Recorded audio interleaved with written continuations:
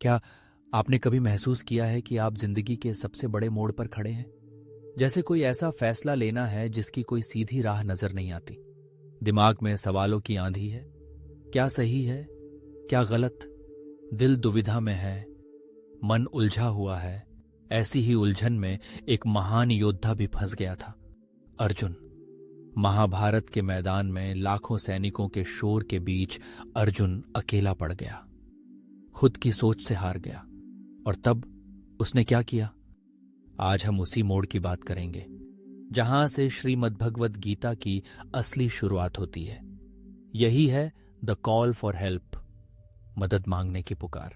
महाभारत का युद्ध शुरू होने के ठीक पहले का दृश्य है। अर्जुन अपने रथ पर खड़ा है, सामने उसकी पूरी कुल परिवार की सेना।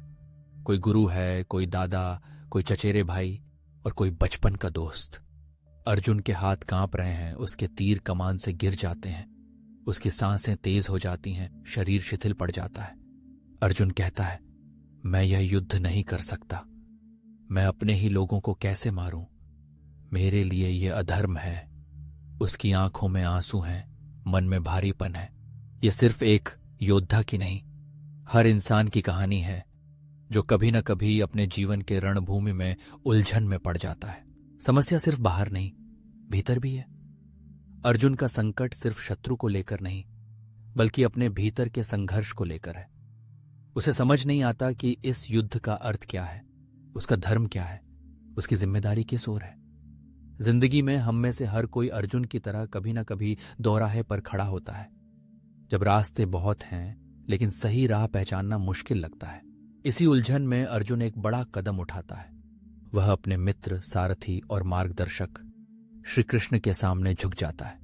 गीता के दूसरे अध्याय का 7वां श्लोक, कार्पण्य दोषोपहत स्वभावः पृच्छामि त्वां धर्म सम्मूढ़चेता, यानी हे कृष्ण, मेरा स्वभाव कमजोरी से भर गया है, मेरा चित्त धर्म के निर्णय में उलझ गया है। मैं आपका शिष्य हूं, मुझे सही मार्ग बताइए। अर्जुन अब अहंकार छोड़ देता है। वह मान लेता है कि उसे सब कुछ नहीं आता और वह सीखने को तैयार है। अर्जुन का यह कदम, मदद मांगना, उसकी सबसे बड़ी ताकत बन जाता है। वह मैं जानता हूं से मैं सीखना चाहता हूं कि यात्रा शुरू करता है। यही असली गीता का आरंभ है। जब इंसान अपने भ्रम, अपने डर, अपने अहंग को छोड़कर मार्गदर्शन मांगता है, वहीं से असली ज्ञान की शुरुआत होती है। हम सब कभी न कभी अर्जुन बन जाते हैं। जब हालात हाथ से निकल जाते हैं, जब समझ नहीं आता कि आगे क्या करें, जब सारी ताकत जवाब दे देती है, तब हमें भी किसी कृष्ण की जरूरत होती है। लेकिन कृष्ण तब तक मार्गदर्शन नहीं देते जब तक हम खुद मदद नहीं मांगते। जब तक हम सवाल नहीं पूछते तब तक उत्तर नहीं मिलते।